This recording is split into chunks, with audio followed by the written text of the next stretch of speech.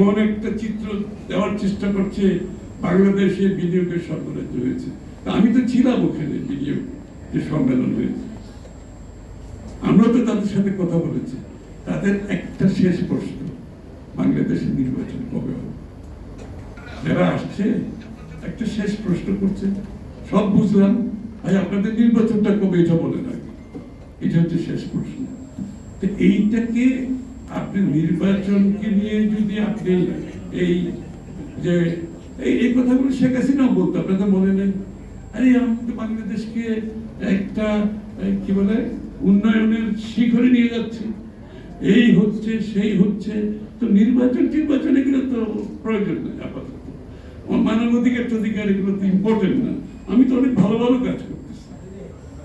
এখন এরকম কিছু কিছু কথা আমি শুনতে পাচ্ছি দেখি যে আমি তো এখানে অনেক কিছু হচ্ছে। আমি তো বলছি কারো চেহারা দেখে কেউ এখানে বিনিয়োগ করবে না। বাংলাদেশের বিনিয়োগকারীরা করবে না, বিদেশিরাও করবে না। এই প্রশ্নটা পরিষ্কার হওয়া দরকার। এমন একটা চিত্র দেওয়ার চেষ্টা করা হচ্ছে দেখে এখন বাংলাদেশে অনেক কিছু হচ্ছে। নির্বাচিত সরকার ব্যতীত অর্থনৈতিক কার্যক্রম আপনি বিনিয়োগের মাধ্যমে দেশের যে আগামী দিনে যে অর্থনীতিকে ঘুরে দাঁড়ানোর যে বড় বিষয়টা আছে সেটা সম্ভব হবে। যাই হোক, আমরা এখন সবাই একটা বিষয়ে ঐক্যবদ্ধ আছি। জাতি, অনেকে বলছে জাতিকে দ্বিধা বিভক্ত হচ্ছে। আমি কোনো দ্বিধা বিভক্ত দেখছি না। একটি ছোট গোষ্ঠী তাদের স্বার্থ রক্ষার জন্য তারা যদি জিম্মি করে বাংলাদেশকে মনে করে তাদের জায়গায় নিয়ে যাবে, সেটা বাংলাদেশে হবে না।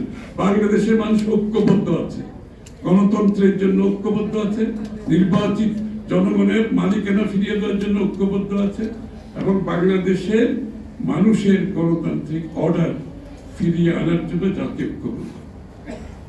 এই প্রক্রিয়াকে বাধাগ্রস্ত করার কোনো সুযোগ নেই, এবং সেটা সম্ভব বাংলাদেশের মানুষের ভোটে, সরাসরি ভোটে, যেটা বাংলাদেশের সংবিধানে বলা আছে।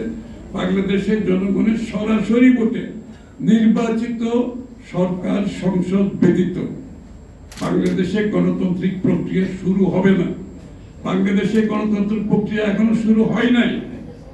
আমরা অপেক্ষা করছি নির্বাচনের পরে শুরু হবে, এবং সেটাকে আমরা কিভাবে এগিয়ে নিয়ে যাব, সেখানে আমাদের বাংলাদেশকে একটা নতুন বাংলাদেশ সৃষ্টির যে আকাঙ্ক্ষা আমাদের জনগণের মধ্যে আছে, তরুণ প্রজন্মের মধ্যে আছে, সেটাকে আমরা কিভাবে এগিয়ে নিয়ে যাব, সেটাই হচ্ছে প্রশ্ন।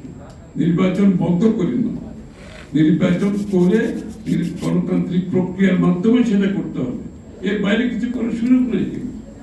সুতরাং যারা আজকে দ্বিধাগ্রস্ত করলে এই যে বিভক্তির কথা বলছে, কোনো বিভক্তি নেই, আমি কোনো বিভক্তি দেখছি না। চট্টগ্রামের তারুণ্যের সমাবেশে লক্ষ লক্ষ মানুষ একটা কথা বলেছে, পৌর গ্রাউন্ডের মতো মাঠ ভর্তি হয়ে তার 3 গুণ মানুষ রাস্তায় ছিল, যারা ঢুকতে পারে না।